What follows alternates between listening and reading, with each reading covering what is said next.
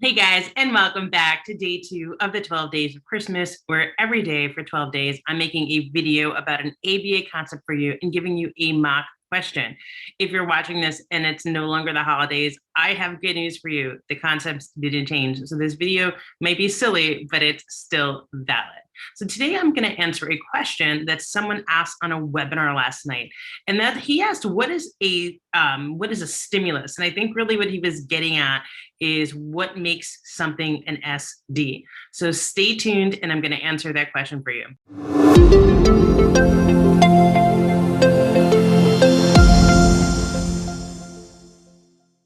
Okay, guys, and welcome back. Like I said, this is our 12 Days of Christmas special series, and I'm going to tackle today what is an SD. So what is an SD? An SD essentially signals that reinforcement's available. So on your exam, you might have an object, which is a stimulus, and they might ask, is it an SD? So if I said, touch your head, and you touch your nose, right? That's not an SD for touch your head. So that might seem like a crazy example, but something is only an SD if it's actually signifying that reinforcement's available. So if you do not want something, then it's not an SD, then it's just an object in your environment. So for example, if you were to bring cupcakes to my house, well, believe it or not, I really don't like cupcakes. I know it's crazy. Like if I try to eat a cupcake, I will gag on it. I don't like cupcakes. I don't like pie. I don't like any kind of dessert. So I'm a really cheap date, and hint, no, just kidding. But anyway, so if you brought cupcakes to my house and you sat them down right on my desk, that might be an SD for you because you might like cupcakes and it might signal to you that reinforcement's available. But for me, it is not an SD. In fact, it is in aversive. I do not want that cupcake in. So it is not an SD for me. An SD is only an SD if it's actually signaling that reinforcement is available to you. So I think that answers the question that I was asked. I'm going to give you a mock question that I think is similar to probably the question that I was asked about. And in that, you'll also see some other SDs, some things that you might not have seen before, and we'll go over what they are. Okay, in this question, it says, Jessica came home from yoga and was absolutely exhausted. So if you aren't picking up on this theme, I like wine. It's in most of these questions. Actually, I think we're going to make all of the 12 days Christmas questions about me and wine. So anyway, if you did miss that question, I'll put a link to it right here so you can check it out.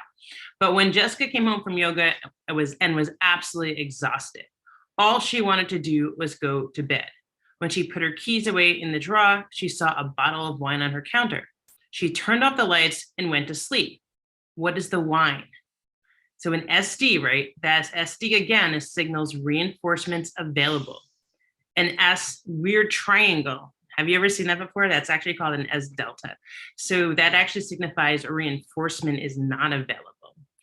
So an example of reinforcement not being available, let's just say that I really did want wine and I came home and the wine was on the floor broken. My dog had knocked over the bottle and it was all over the floor broken. That would be an S delta, right? It would be a signal that reinforcement was not available from the bottle of wine. An SDP means that punishment is available. That means that there's I can see that if I engage in a behavior, I'm going to receive an aversive or I'm going to lose an desired stimulus. Or D, none of the above. Well, in this case, the wine is none of the above, right? It's not signaling reinforcement's available because I don't want it. It's not signaling reinforcement's not available. I simply don't desire the object. So don't confuse not desiring an object with actually creating an S delta. The S delta, again, would be that I wanted it, but it's not available to me. Like I said, a wine glass or the wine was broken on the floor. An SDP, again, it signals punishment's available.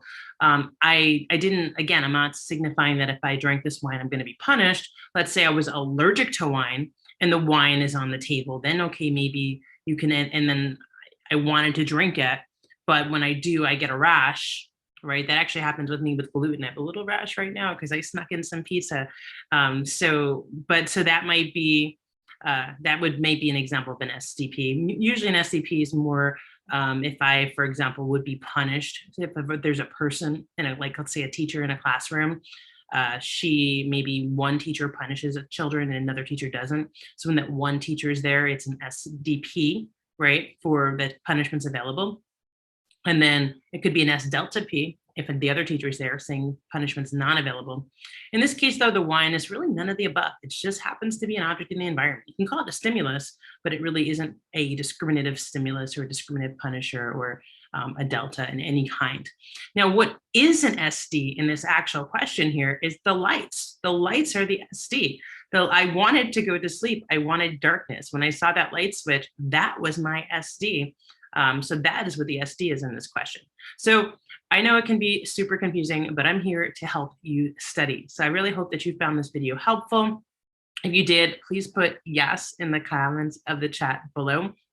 That'll be really helpful for me. As you see, guys, I make this content for you. So if you ask me a question, I will answer it. I get really excited when you ask me questions because I know what content you want me to make. So if you have a question, just like the person did who asked this question, please just put it in the comments below. Now, I do have some additional resources available to help you study for your BCBA exam. You go to my website, hopeeducationservices.com. You'll see them. I have a 5th edition crash course available that I did with Dr. Katie May of ABA Mindset. That's a great resource to check out. There's also blog articles and some intensive workshops that you may also be interested in. So check that out, and I'll see you guys tomorrow on the next third day of Christmas.